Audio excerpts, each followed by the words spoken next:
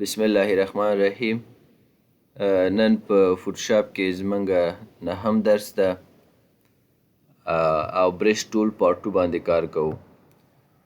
په اتم درس کې ما تاسو ته برش ټول معرفي کړی و چې په فوټوشاپ کې برش ټول باندې موږ تاسې کوم کارونه کولی شو چې په مجموع کې برش ټول موږ سره په نقاشۍ کې ډیر زیات استعمال لري، ولې د هغې ترڅنګ په ډیرو مواردو کې په فوټوشاپ کې موږ د برش ټول څخه استفاده کولی شو. ګورې زه راځم فوټوشاپ ځان ته اوپن کوم، نیو فایل ته راځم او ډیفالت فوټوشاپ سایز دا انتخابوم او دا فایل ځان سره کریټ کوم. کله مې چې دا ځان سره کریټ کړلو زه په کیبورډ کې بی پریس کوم، چې بی مې پریس کړ دلته ما سره په برش انتخابیږي. کله چې برش موږ سره انتخاب شو د برش رنګ موږ دلته د کلر پیکر څخه تبدیلولی شو. که چېرته تاسې سره دغه پینل ونه اوسیږي نو تاسې کولی شئ دلته راشئ دا فارګراوند کلر چې تاسې تغییر کړئ نو برش همغه رنګ ته اوړي. ګورئ دا موږ سره اوس برش ده. په برش کې چې تیر درس کې ما نه پاتې شوی اوپیسیټي و چې دا موږ سره ډیر استعمال لري. زه به دا رنګ لږ تیره رنګ راواخلم. ګورئ دا اوس ما سره په دې شکل باندې ده ځکه اوپیسیټي چې دی 80% ده. زه د دې اوپیسیټي راخلم 100 ته یې اړوم. ګورئ زه چې کله دا په دې اوپیسیټي باندې برش وهم ګورئ تاسې ډیر روښانه ښکاري او دا رنګ ډیر تیره ده. که چېرته زه غواړم چې دا لږ تت واوسیږي نو دلته اوپیسیټي ورته کموم. چې کله اوپیسیټي زه ورته کم کړم ګورئ دا موږ سره تت شو. نو تاسې کولی شئ چې د اوپیسیټي څخه استفاده وکړئ. ګورئ اوس ما اوپیسیټي څنګه کم کړی ده. اوس چې زه څومره دا برش وهم په تت حالت کې دا خط موږ ته ډرا کیږي. زه به بیرته دا اوپیسیټي ورته زیات کړم. فلو هم تقریبا همدغه کار کوي، خو دا چې پریکټیکل پروجیکټ کې تاسې ونه ګورئ دلته به پرې ډیر پوه نه شئ. ګورئ دا فلو چې زه څومره برش کش کوم دا رنګ همغومره تیره کیږي، ولې اوپیسیټي کې دا نه تیره کیدلو. نو دا موږ سره د فلو او د اوپیسیټي مربوط یو څو مسلې وې. ګورئ تیر کلاس کې خو موږ پر دې مینو باندې کار وکړلو چې موږ تاسې هر ډول برش چې ضرورت وي هغه کولی شو چې د دغه فولډرونو څخه همغه برش ځان ته انتخاب کړو او استفاده ورڅخه وکړو او د دې سیټینګونه مو ټول مکمل ویلي. ولې دلته یوه خبره چې پاتې هغه دا ده که چېرته موږ وغواړو چې د انټرنیټ څخه یو برش ډاونلوډ کړو نو هغه په څه طریقه کولی شو. ما سره اوس انټرنیټ نشته چې زه پریکټیکل تاسې ته یو برش ډاونلوډ کړم، خو تاسې به راشئ ګوګل کروم ته. کله چې ګوګل کروم براوزر مو ځان ته خلاص کړه نو دلته ورته ولیکئ چې فوټوشاپ برشز. کله مو چې فرض کړه فوټوشاپ برشز ورته ولیکلو دلته فوټوشاپ برشز ورته ولیکئ او سرچ یې کړئ. تاسې ته ډیر ویب سایټونه راځي، یو ویب سایټ به تاسې ځان سره اوپن کړئ او هلته په سلهاو په زرهاو برشز وي، هر یو چې تاسې خوښه او فری ډاونلوډ کړئ. کله مو چې برش ډاونلوډ کړلو او هغه مو راوړه خپل کمپیوټر کې مو سیف کړه او بیا یې غواړئ چې فوټوشاپ ته امپورټ کړئ، فوټوشاپ ته یې راوړئ، هغه بیا موږ او تاسې له دې ځایه کولی شو. ګورئ زه دلته کلیک کوم، له دې وروسته سیټینګ ته راځم. سیټینګ ته چې راشم دلته موږ سره یو کمانډ دی د امپورټ برشز په نوم باندې. زه دې باندې کلیک کوم، ماته زما کمپیوټر اوپن کړ. تاسې چې انټرنیټ نه هر ځای کې برش ډاونلوډ کړی وي هغه ځان ته ایکسټینشن لري، هغه فایل یې همغه برش ورته انتخاب کړئ چې لوډ مو ووهه نو دا په اتوماتیک ډول باندې تاسې سره دا برش اضافه کیږي او د دغې وینډو په دې آخر کې تاسې سره راځي. یعنې موږ او تاسې کولی شو چې د انټرنیټ څخه هم یو برش څنګه کړو ځان ته ډاونلوډ کړو. یوه بله مسله هغه دا ده چې موږ او تاسې یوازې دا نه ده چې په دې برش باندې موږ داسې سمپل خطونه ډرا کولی شو. په دې برش موږ او تاسې کولی شو چې د یو آبجیکټ سلیکشن واخلو او هغې نه ځان ته برش جوړ کړو. زه کنټرول او پریس کوم او د دې نه وروسته زه راځم فرض که یو ګل به زه ځان ته اوپن کړم. که دلته ما سره چېرته یو مناسب عکس واوسیږي بیا به هم موږ داسې کار به وکړم دا به کلوز کړم. دا به نو کومه دلته ما سره ګلان نو فرض که دا یو فایل انتخابومه زه غواړم برش جوړ کړم خو د دغه یو ګل نه زه برش جوړول غواړم یعنی یو ګل سلیکشن اخلم هغې نه وروسته زه غواړم چې د دې نه موږ سره برش جوړ شي نو دا کار هم کولی شو په فوټوشاپ کې فرض که دغه ګل نه زه غواړم برش جوړ کړم دا به څه ډول زه دا کوم طریقه یې دا ده تاسې به راشئ د دې ګل سلیکشن به واخلئ تاسې خپل کار ته لیدلی سلیکشن انتخابولی شئ سلیکشن خو موږ مختلف ډولونه لرو خو دا چې څوک نشي او موږ په اسانۍ دا کار وکړو زه آبجیکټ سلیکشن ټول ورته اخلم او دلته راځم د ګل باندې یو کلیک مې چې کلیک وکړلو نو دغه آبجیکټ موږ ته خپله د فوټوشاپ لخوا څخه سلیکشن کیږي او ښه سلیکشن دا کوي نو دا آبجیکټ موږ سره سلیک کیږي فقط تاسې آبجیکټ سلیکشن ټول راواخلئ هر یو آبجیکټ چې تاسې غواړئ چې د هغې سلیکشن وشي په هغې باندې تاسې یو کلیک وکئ لږ ورته انتظار وباسئ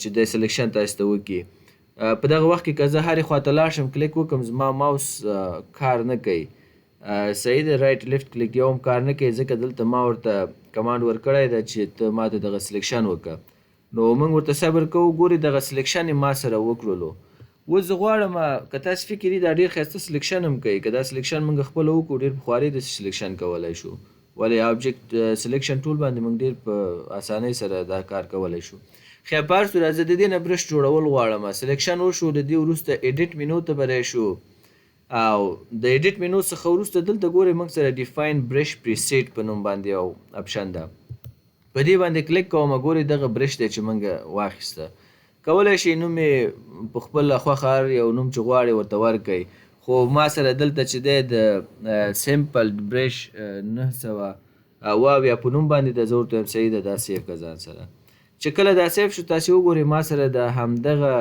ګل څخه څنګه شو یو برش جوړ شو زه به کنټرول ان سره چې دی یو نیو فایل اوپن کړم او اوس دلته وګورئ چې زه کلیک کوم ما سره د همغه ګل نه برش جوړ شوی ده ګورئ چې یو کلیک زه کوم یو ګل ډرا کېږي خو که چېرته زه لیفټ کلیک پریس ونیسم او داسې کش کړم په دې شکل باندې ډېر زیات موږ سره ډرا کېږي نو په دغه طریقه بیا د دې ګل رنګ هم بدلولی شو هر رنګ چې ستاسې خوښه او تاسې ورته انتخاب کړئ همغه رنګ تاسې کولی شئ چې استفاده ورڅخه وکړئ زه به دا ټول کنټرول زاید کړم لکه هدف دا دی چې برش یوازې دا نه ده چې سمپل برشز اوسیږي لکه په دې شکل باندې سمپل برشز اوسیږي تاسې کولی شئ چې د یو آبجیکټ نه که هغه ګل اوسیږي کمپیوټر اوسیږي عکس تصویر اوسیږي هر څه چې اوسیږي چې په مجموع کې آبجیکټ وي تاسې کولی شئ چې هغه من حیث د برش استفاده کوي او برش ټول ترېنه جوړ کوي او فوټوشاپ په انټرنیټ کې هم چې تاسې دغه فوټوشاپ برشز سرچ کوئ نو هلته هم د هارټس او د کیټس او همدا ډول د برډز مختلف برشز دي کولی شئ ډاونلوډ کړئ او استفاده ورڅخه وکړئ نو دا موږ سره و د انټرنیټ څخه د برش ډاونلوډول او همدا ډول په کسټم شکل باندې چې خپله څه ډول کولی شو برش جوړ کړو یو بل مورد هم زه دلته اضافه کول غواړم هغه موږ سره دلته ګورئ دغه د ټوګل د برش سیټینګ پینل دی چې دا پینل موږ سره دلته هم شته دی خو چې زه دلته پې کلیک وکړم دا پینل موږ سره اوپن کیږي کلیک مې وکړو ګورئ دا د برشز پینل ما سره دلته اوپن شو دا موږ سره څه کار کوي دلته خو موږ په دې وینډو کې وویلې چې برشز مختلف فولډرونه لري او مختلف برشونه پکې دي صحیح ده ولې دلته همغه ټول برشونه موږ ته راشو کوي ګورئ دا ټول همغه برشونه دي کوم چې هلته په فولډرونو کې دي هر یو برش چې تاسې ورته انتخاب کړئ او ډرای کې ګورئ په دې شکل باندې ده یعنی دا همغه د فولډرونو ټول برشز موږ سره دلته شته دي خو دلته موږ تاسې یو کار کولی شو هغه دا دی چې دلته موږ لږ څه سیټینګونه را بدلولی شو فرض که زه دا برش انتخابوم دا موږ سره دغه ډول یو برش ده زه به داسې یو برش انتخاب کړم چې هغه کې موږ وکولی شو چې دغه خپل درس لږ روښانه کړو ښه دا برش مې انتخاب کړه تورې دا یو به انتخاب کړو چې دا صحیح دی دا دې کې موږ ښه دا درس تشریح کولی شو ګورئ دا برش ما انتخاب کړه چې کلیک کوم دا د پاڼو برش ده د ځینې کولی شو سایز کم و زیات کړو صحیح ده چې دا کار موږ دلته هم کولی شو صحیح ده ګورئ دا سایز ما ورته کم کړلو که غواړئ سایز یې زیات کړئ له دې ځایه سایز ورته زیاتولی شئ. همدا ډول بل موږ سره فلپ دی. ګورئ فلپ چې زه کله پریس کوم رایټ ټو لیفت او لیفت ټو رایټ دلته یې موږ ته پریویو هم ښیي. اوس ګورئ موږ سره دغه څه شو سرچپه شو لکه مخکې په دې شکل اوس له دې خوا نه دې پلو دا پاڼې ډرا کیږي. یعنې فقط مخې اوړي د ښي طرف نه چپ طرف ته د چپ طرف نه ښي طرف ته روټیټ کیږي. او که چېرته زه دا فلپ ورته لرې کړم تاسې وګورئ دلته چې زه اوس کلیک کوم ګورئ د دې پاڼو مخه دې پلو ده. بخښنه غواړم دا د فلپ مسله. ګورئ دا فلپ ما ورته انتخاب کړه دلته یې موږ ته شو کوي همدا زه کلیک کوم ګورئ دا په دې شکل باندې دی یعنې دې خوا نه دا پاڼې رسمیږي. صحیح ده. که چېرته دا ورته لرې کړم تاسې وګورئ تغییر ته دا پاڼې اوس د دې خوا نه پلو ډرا شوی رسم شو. او دا چې دی سرچپه کوي فلپ یې سرچپه کوي فلپ وایي دا ګورئ دا پاڼې سرچپه شکل باندې راځي. نو په دې فلپ ایکس او فلپ وای په ترو باندې تاسې کولی شئ چې ښي طرف نه چپ طرف ته یو ابجکټ مخ واړوئ یا د چپ طرف نه ښي طرف ته او یا هم د ښکته نه پورته خواته یا د پورته نه ښکته خواته. لکه دا سیټینګ موږ دلته نشو کولی خو دلته موږ سره دغه اپشن را کړی ده. موږ کولی شو چې دغه انګل هم ورته تغییر کړو. مثلا 180 درجې ده. زه فرض کړه دا لیپټاپ رااخلم. دا لیپټاپ ما راواخیسته د دې سایز ډېر زیات لوی ده. دا کوچنی کومه لږ به یې لوی کړو. ګورئ دا اوس چې زه لیپټاپ پریس کوم د دې مخ دې پلو ده. ګورئ فلپ ایکس کوم چې اوس کلیک کوم ګورئ د لیپټاپ مخه پلو شو. او همدا ډول فلپ وای کوم اوس وګورئ تاسې دا مکمل لیپټاپ یې سرچپه موږ ته ډرا کړ. په دې تصویر کې دا موضوع ډېر واضح ښکاري. انګل ورته 90 درجې فرض که زه تغییروم.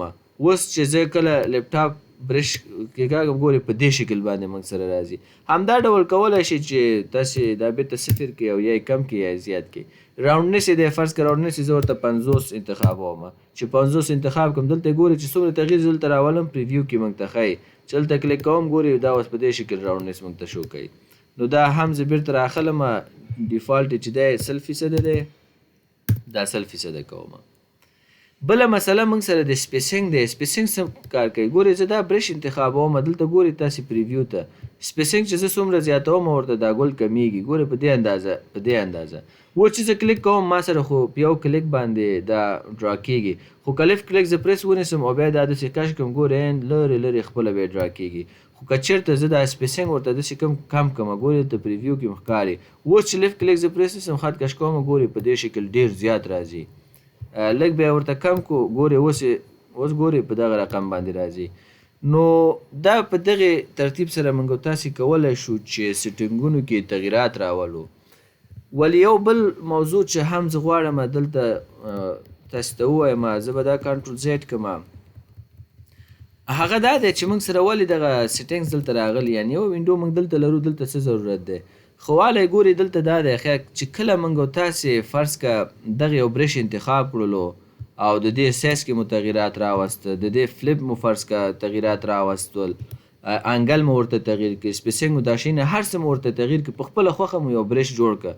اوس فرض که دا برش ځان سره سیف کوم دا زما هر وخت پکارېږي کریټ ا نیو برش باندې کلیک کوم او دې ته فرض که زه نوم ورکوم د ای په نوم باندې زه به دې ته نوم ورکړم ای او دا ځان سره څنګه کوم اوکې کوم. ګورئ دا برش موږ سره څنګه شو اضافه شو د ای په نوم باندې.